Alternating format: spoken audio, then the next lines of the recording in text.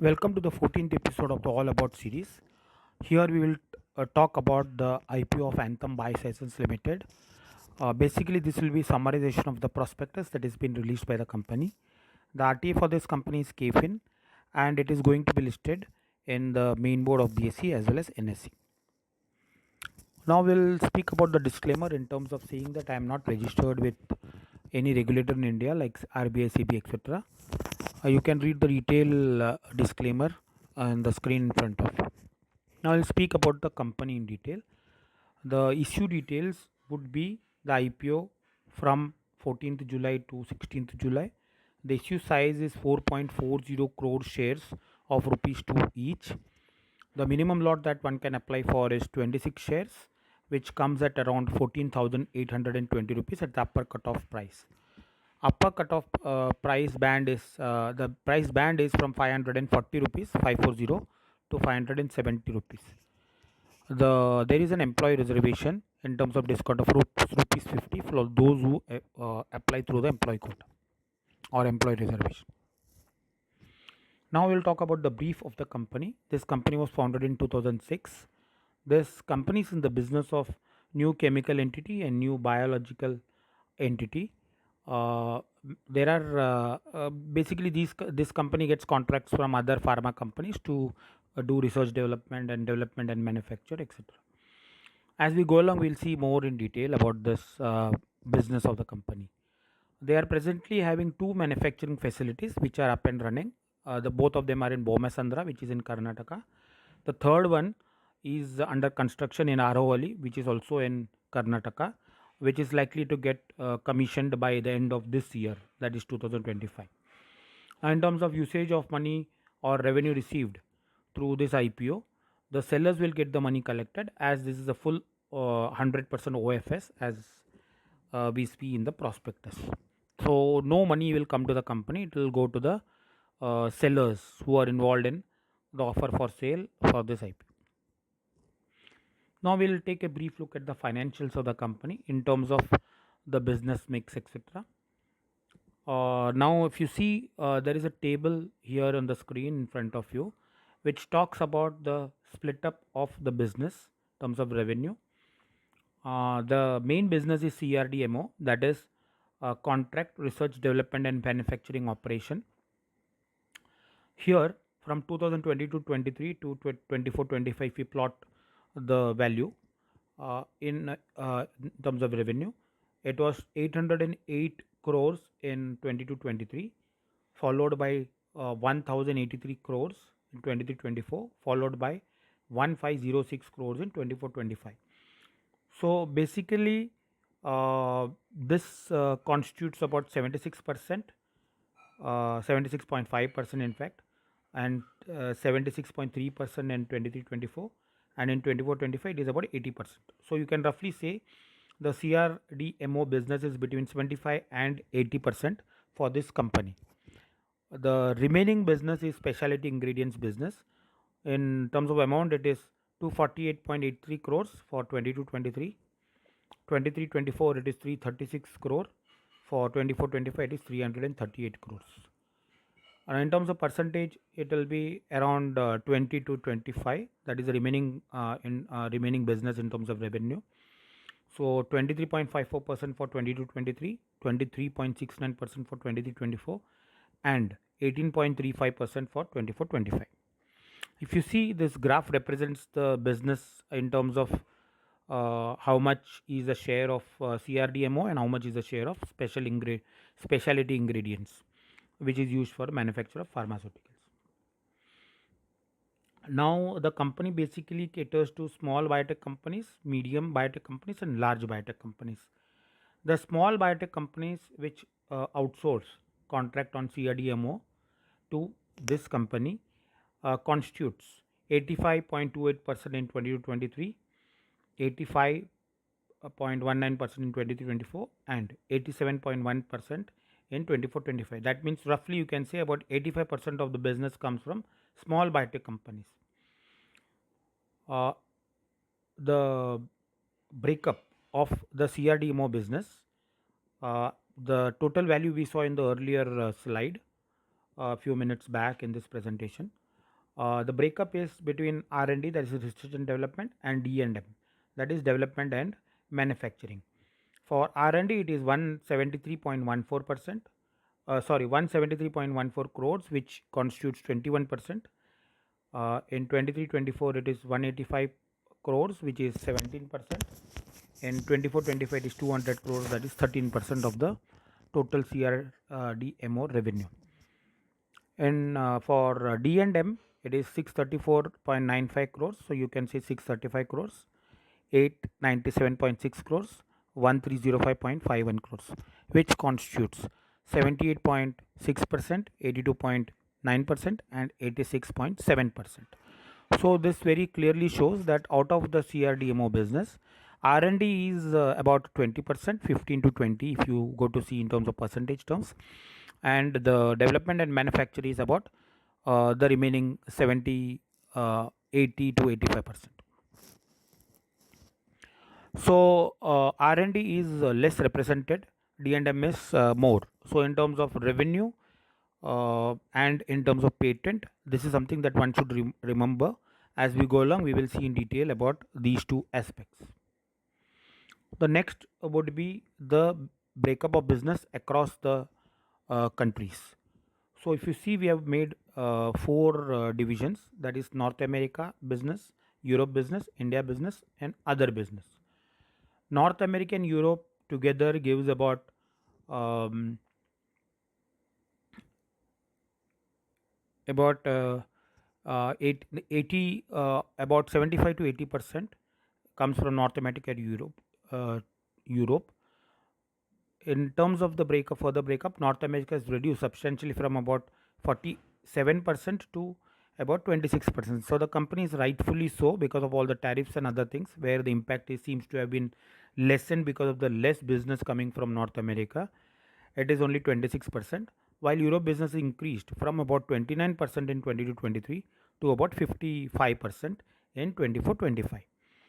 In terms of the business in India and other countries, that is South America, then other countries in Asia, Australia, etc., it is about 15 to 20% of the business.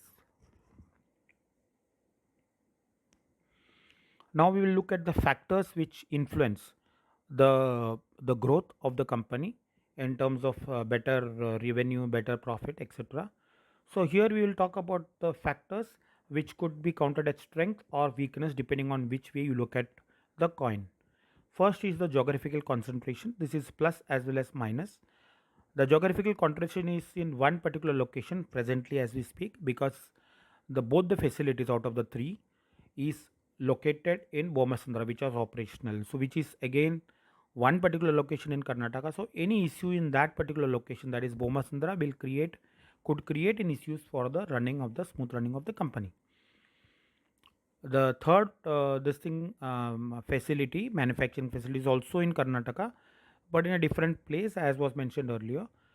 So as we go along, maybe the risk will be reduced, but still it is state specific risk in terms of everything being in Karnataka. So any rule change in Karnataka, policy change in Karnataka could influence the business in a positive manner or negative manner. As we saw earlier, the CRDMO business contributes about 81.56%. Out of this, what is the operational level and what is the project in terms of project under DCM? DCM is development and commercial manufacturing. That is where you earn money due to manufacture, not because of R&D. So it is 70.78 in terms of percentage of operational revenue out of the CRDMO business, and 79.9 projects are of the DCM variety. Only the remaining are the R&D and others. Now, since this is a heavy capital intensive and revenue intensive, working capital intensive company, there is a continuous requirement of investments for and also the challenge is from rapid advancement in technology, for which the company needs to stay invested or thinking ahead, need to invest in long term in view. So this will be an expense which will be incurred by the company on a continuous basis. The company has to make enough of revenue to fund this internally.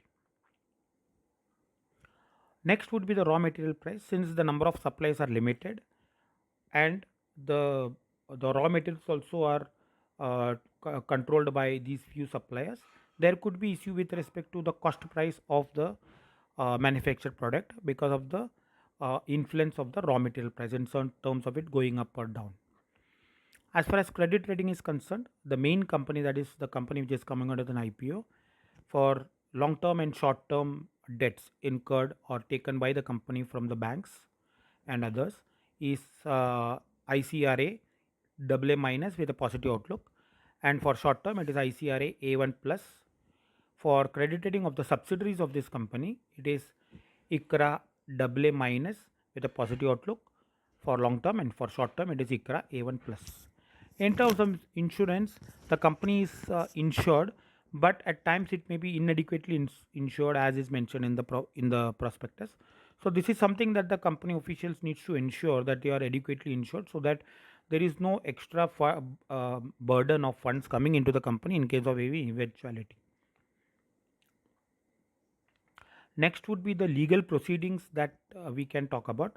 Like all companies and the promoters, management, and directors, uh, there are a few legal proceedings against the companies which has been disclosed in full in the prospectus. But nothing seems to be out of ordinary in terms of the proceedings. Everything seems to be following a pattern of proceedings against many of the companies. Yes, some of them could fructify into proceeds being going against the company, which needs to be funded by the company from its internal resources. So that is a risk that we are talking about. On a positive side, maybe all these legal proceedings will be declared in favor of the company, thereby the company will get released all the money that has been kept in abeyance, assuming negative outlook towards the proceedings.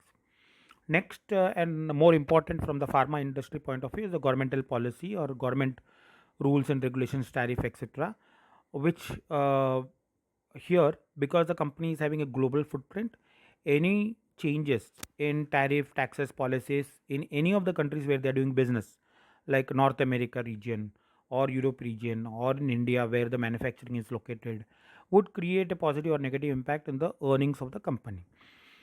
So if you take all the four together, that is government, then policies, regulatory impositions, and taxes. These are the four unknowns which may crop up from time to time, which the company will need to deal with effectively to ensure that they are in the revenue curve. As far as the sales are concerned, the top there are a total of about 169 clients that the company is presently boasting about. That is as of 31st March 2025. It was a little less earlier, about 163 couple of years back. It is increased to about 169. In between, it was even lesser. Now it is about 169. If you take the top 5 clients or customers out of this, they contribute to 70.9 or 71%. If you take the next 5, that is the top 10, then it is 77.3%. The remaining customers, that is 159 of the remaining one out of the remaining clients, they contribute the remaining 23% in terms of business. Now, one major client is Davos Pharma, who is also through its subsidiary and associate companies appearing as a selling shareholder. And this Davos Pharma is the one who is handling the sales or marketing or other related business for the US market.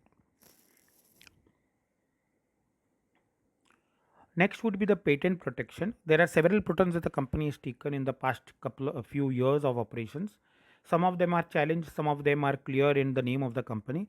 However, patent has got a limited time period, after which it becomes open to anybody and everybody to use it. So hence creating competition for the company in those areas where patents have been taken up by the company. So this is advantage presently as well as the risk in future in terms of reduced business in case competition comes out with similar product after the patency protection is over or expired or completed. Next is the company does a very small amount of testing on animals or animal testing as we call it.